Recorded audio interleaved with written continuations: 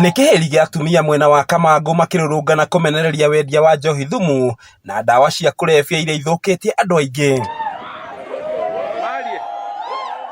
Atumia acio maihũirwo nĩ ruo rwa ngoro na maithori makinyĩrĩirie atĩ matikunoga kururungana nginyagia thũgũrĩ ĩyo ĩninwo kaimana. Moigĩte mbeũ njĩthĩ aingĩ na athuri mwena ũcio nĩ matete mĩoyo yao kumana na njohi icio na wale anini atigaru mahanĩte igege. Twareheirwo mbaya gũtũninĩra ciana nĩo moyaga mbeca manine ciana citũ arĩa angĩ magoka kwendia thumu nĩgetha ciana citũ ithire. Niĩ wakwa ndĩrathikire kiumia kĩngĩ na mbere ĩyo nĩ gũthikĩtwo angĩ ana na kũrĩ marĩ thibitarĩ. No cio wĩ thibitarĩ ũkomete etagwo Mbagaĩ na macini-inĩ nĩrĩte kũigua ndĩna ruo nĩũndũ wa kĩrabu gĩkĩ. Ciana citũ tũtiũĩ kĩrĩa iheagwo, ciũkaga ikinyua gacohi ka 30 igoka ikurumĩte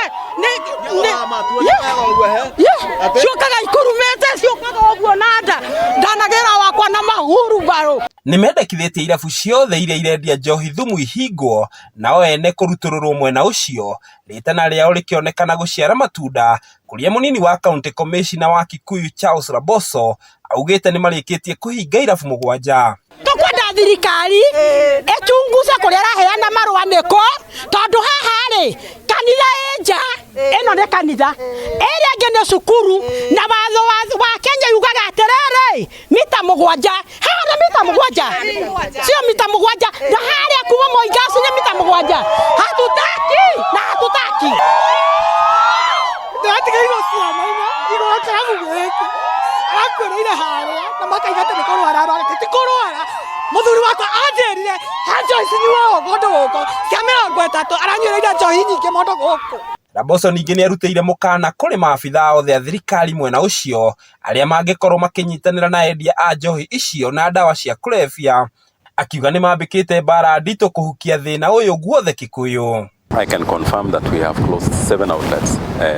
The one that is in Kamango has been closed forthwith, beginning today. And we want to make sure that we also have everybody reading from the same page. Any public officer who is condoning or supporting or abetting the sale of illicit brew and the sale of drugs will face disciplinary action.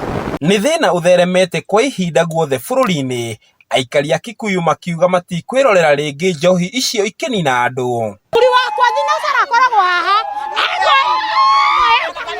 ũguo akagotha ũguo akahingũrĩrwo ũguo ndĩna wĩra wa kũmenya ũguo ndĩraiga nĩguo agoke mũrĩu tũtikwenda njohi ĩno ĩthamie ĩthiĩ Kamango tondũ nĩkuo kũigagwo mbaa. Ngĩgũithĩranĩria marĩa marahanĩka kaunti-inĩ ya Kiambu, rĩtwa rĩakwa nĩ Njaũ ya Kĩnuthia.